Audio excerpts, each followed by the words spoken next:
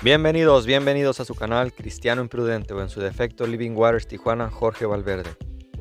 Bien, pues vamos a continuar con los principios de eclesiología. En la sección pasada vimos los primeros 5. En esta sección continuaremos con 5 restantes para dejar una tercera parte para los últimos 5, que son 15 en total. Entonces el día de hoy vamos a hablar de la segunda sección, que serían empezaríamos con el principio de eclesiología número 6, que se llama los dones. Este es muy importante. Bueno, todos lo son, pero de verdad los dones es un punto súper esencial en la eclesiología, en el estudio de la iglesia, porque cada miembro debe ministrar en el cuerpo según el don que Dios le ha dado. Y como mencionaba anteriormente, este estudio tomó un semestre completo. No es mi intención aquí desarrollar el estudio de los dones del Espíritu. Tampoco es mi intención ir a los textos en este momento, pero es muy importante que cada miembro que está ministrando lo haga según el don que Dios le ha dado. Lamentablemente muchas veces servimos simplemente porque tenemos la disponibilidad, que repito, lo cual no es malo, pero no es lo correcto de alguna manera. ¿No? La iglesia generalmente no se queda con los llamados, sino con los disponibles. Personas que a veces tal vez no están llamadas a enseñar, tal vez no fueron llamados a cuidar niños, tal vez no fueron llamados, a ser ujieres, pero como son los únicos disponibles, la iglesia dice pues a servir, ¿no? Y eso a veces trae algunos efectos contraproducentes, ¿no? A veces puedes tener ujieres haciendo su servicio de mala gana, recibiendo mal a la gente. Puedes tener maestros que solo están cubriendo un espacio, que no se comprometen realmente con el estudio de la palabra y que terminan enseñando cosas que no deberían, ¿no? Entonces, igual, la pregunta para evaluar a tu iglesia del 1 al 10, donde 1 sería, déjame darte la pregunta primero. La pregunta para esta sección de los dones es: ¿sabe cada miembro cuál es su don? Y además lo ejerce, porque es una pregunta en 2. La pregunta es: ¿sabe cada miembro cuál es su don? Híjole, y aquí es muy importante, por eso el estudio teológico.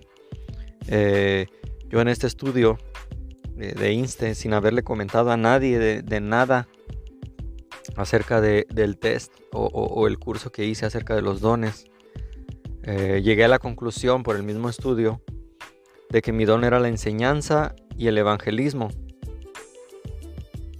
El estudio también nos habla de una doble confirmación que además va a venir de alguien externo. No estoy hablando de magia, no estoy hablando de revelación sobrenatural, no, que el Señor me dio en un sueño, no. Hice un estudio bíblico sobre esto y me resultó que fui llamado a la enseñanza y al evangelismo. Entonces yo no estaba sirviendo en mi iglesia, me acerqué a mi pastor y pues no quería decirle, ¿sabe qué, pastor? Mire, pues yo acabo de hacer un estudio y usted me tiene que poner en enseñanza y en evangelismo. No hice eso. ¿Por qué? Porque primero eso denotaría arrogancia, segundo que ni siquiera tenía una doble confirmación de alguien más. Así que bueno, me acerqué a mi pastor y le dije, pastor, quiero ayudar en algo. No sé si me pueda indicar quién es el que está encargado de ujieres o de cuidado de carros. Y te lo digo honestamente, él me miró y me dijo, ¿y no te gustaría mejor enseñar? Ve, yo no le había dicho que quería enseñar. Él no sabía que yo estaba haciendo este curso. Él no sabía que en el curso que hice me había arrojado que mi llamado era la enseñanza. Eso fue una doble confirmación. Pero ¿cómo vas a ver cada miembro cuál es su don? La mayoría ni siquiera sabe cuál es su don. A veces podemos tener un llamado y digo, no está mal cubrir momentáneamente a alguien en un área, ¿no? ¿Sabes qué? Bueno, no es mi don, no sé, mi don es enseñanza, pero resulta que no está el ujier que cuida que está en la entrada. Bueno, yo puedo cubrir, aunque mi don sea la enseñanza, puedo cubrir y viceversa, ¿no? No estoy hablando de que no se deba cubrir un área en cierto momento, en un cierto periodo de tiempo. Estoy hablando de, ¿sabes cuál es tu don? Es algo extenso tan solo para descubrir tu don. Pero suponiendo que ya descubriste cuál es tu don, Dios te ha confirmado por medio de otros hermanos que ese es tu don, cualquiera que le pongas el nombre, evangelismo, enseñanza. La pregunta ahora es, ¿lo ejerces? Porque si estás llamado a la enseñanza y te la pasas, no sé, por poner un ejemplo, no sé, en la cocina de la iglesia y no estás enseñando, pues aunque sabes cuál es tu don, no lo estás ejerciendo. Y está mal, está muy mal. Ahora estás ejerciendo algo a lo cual no fuiste llamado, también está mal. Entonces la pregunta para evaluarte y evaluar a lo que ves en tu iglesia es, ¿sabe cada miembro? No solo tú personalmente, sino ¿sabe cada miembro cuál es su don y además lo está ejerciendo? Es la pregunta. Y aquí lo calificaríamos del 1 al 10, donde 1 sería no. De 5 en adelante sería algunos saben cuál es su don y algunos lo ejercen, y el 10 sería un rotundo sí. ¿Hacia dónde se inclina la balanza en tu iglesia? No, eso fue el punto 6 de los dones. El punto 7, ministerio mutuo. El ministerio es la esfera donde se ejerce el don espiritual para la edificación mutua de todos. Si ves, está ligada con el anterior punto. Entonces, el ministerio es la esfera donde se ejerce el don espiritual para la edificación mutua de todos. Entonces, los dones que Dios da obviamente son para edificar. No son para exaltar al hombre, no son para que recibas un puesto, no son para tener un cargo y sentirse más que los demás. Es para edificar la iglesia. Ahora, la pregunta para evaluar este ministerio mutuo es, ¿sabe cada miembro cuál es su función o cuál es su ministerio en la iglesia? Muy parecido, porque antes hablábamos del don y si lo ejercían, pero ahora estamos hablando de si el miembro sabe cuál es su función, si el miembro sabe cuál es su ministerio en su iglesia local. Y de nuevo la pregunta es, ¿lo ejerce? Porque puedo decir, bueno, ya sé cuál es mi don, es enseñanza, y ya lo estoy ejerciendo, estoy enseñando, pero todavía desconozco en mi iglesia local cuál es mi función. Sé los horarios, sé qué día, sé qué horas, sé a quién estoy dirigiéndome. Es un grupo de jóvenes, es un grupo de varones, es un grupo, no sé. ¿Sabe cada miembro cuál es su función en la iglesia? Sé a qué hora debo estar, lo estoy ejerciendo. De nuevo, del 1 al 10, donde 1 sería no, donde 5 en adelante sería algunos y 10 sería un rotundo sí. Ese fue el punto 7. Ahora hablemos de la unidad. La unidad del pueblo de Dios, este ya es el punto 8. La unidad del pueblo de Dios ha de ser demostrada visiblemente en las relaciones entre diversas iglesias. Entre diversas iglesias. En el podcast anterior te ejemplificaba yo cómo calificaba a mi iglesia, para que te dieras una idea, no eran ejemplos nada más. En esta ocasión pues ya no lo voy a hacer. Si tienes dudas de cómo hacer esta calificación, pues puedes ver el podcast anterior, puedes ir anotando ahí.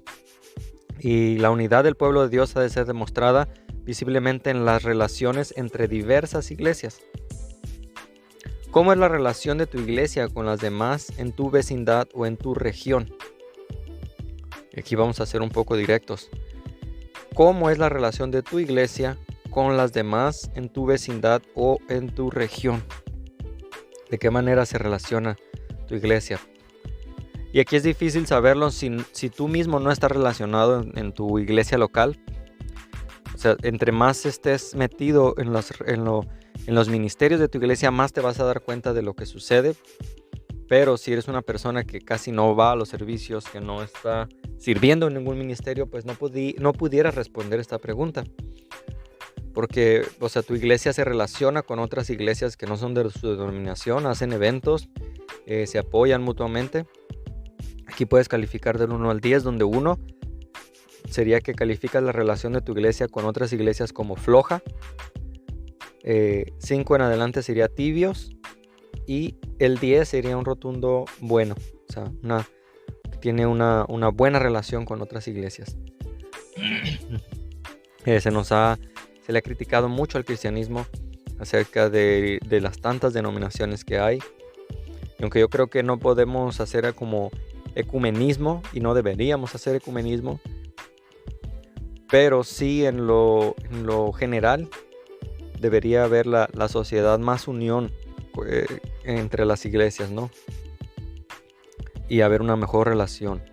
Entonces ese fue el punto 8, la unidad, donde el pueblo de Dios la unidad del pueblo de Dios ha de ser demostrada visiblemente en las relaciones entre diversas iglesias. ¿Cómo se relacionan? Punto número 9, sacerdocio de los creyentes.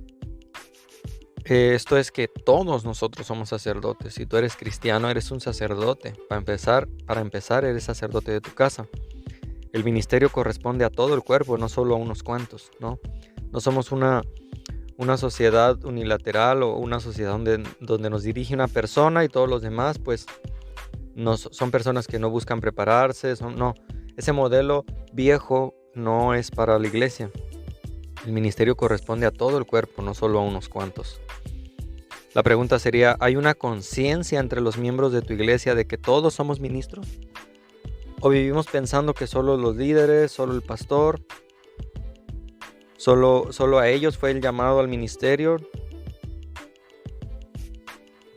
¿Hay conciencia entre los miembros de tu iglesia de que todos somos ministros, de que ellos sientan la responsabilidad y el llamado al servicio? ¿Hay conciencia, repito, entre los miembros de nuestra iglesia, en tu iglesia local, de que todos somos ministros? Donde 1 sería no, donde 5 en adelante sería algo, más o menos, y 10 sería un rotundo sí. Ahora, si nuestros miembros no tienen conciencia de que son ministros de Dios, la pregunta es ¿por qué? No les hemos explicado, no se les ha dado la información, no se les ha facilitado los horarios. ¿Qué está sucediendo en nuestra iglesia, no? Algo que me llevó a mí a estudiar a INSTE, uno de los motivos fue que yo inicié en mi iglesia local con un discipulado buenísimo, que tal vez algunos lo conozcan, que se llama Navegantes, donde en mi iglesia local había muy buenos maestros, el material era súper bueno, yo quería continuar, pero por motivos de mi trabajo me cambiaron de horario, entonces ninguno de los horarios se prestaba a mi agenda, ¿no? Entonces lamentablemente lo tuve que dejar con mi pesar, pero dije, yo quiero, como nuevo creyente, yo quiero seguir alimentándome, ¿no? Te sientes como con hambre de más.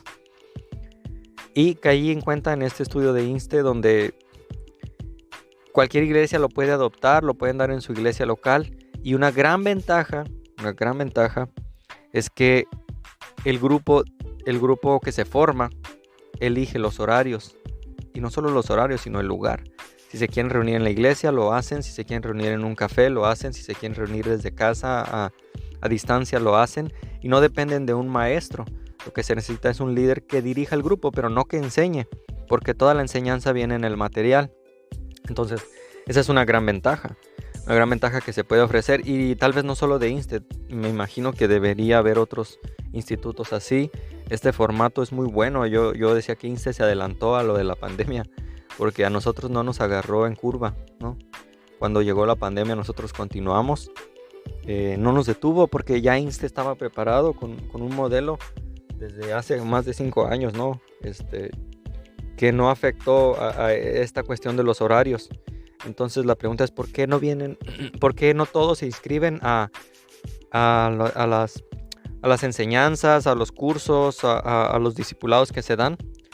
Pudiera yo pensar desde mi perspectiva como trabajador secular que trabajó en fábrica. Bueno, soy ingeniero, y desde esa perspectiva podría decir también los horarios pueden ser una cuestión.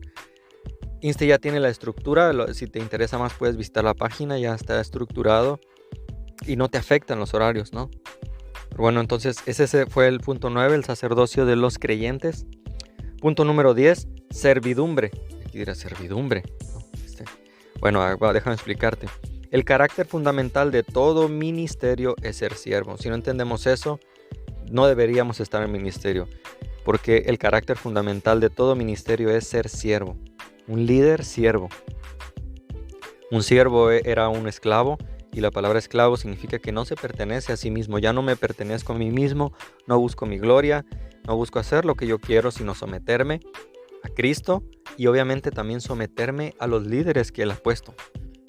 No estoy hablando de sectarismo, no estoy hablando de decir amén o decir a todo que sí, ¿no? Sin un razonamiento, no. Pero estoy hablando de someterme a lo bíblico, a lo que se me pide, a lo que mis líderes me piden en la iglesia, al servicio a otros. Y la pregunta sería, ¿demuestra la iglesia el concepto bíblico de ministerio? Es decir, la servidumbre o el servicio, donde del 1 al 10, un no sería un 1, del 5 en adelante sería a veces, y si le pones un 10 sería un total sí. Si tu iglesia demuestra el concepto bíblico de ministerio, la servidumbre, donde hay varios líderes, donde el pastor obviamente es alguien que de respeto, alguien a quien es una autoridad también, pero él no está solo. Tiene otros líderes que oran por él, que evalúan también con él. Donde se llama al servicio, se invita al servicio, las personas sirven. Y ese fue el punto de servidumbre. Acompáñame en este estudio, terminaremos con los últimos 5, que te adelanto cuáles serán los 5 que veremos. Liderazgo carismático, relaciones, liderazgo múltiple, crecimiento de la iglesia y mi favorito, evangelización o evangelismo. Dios te bendiga, cristiano imprudente, y acompáñame en estos estudios.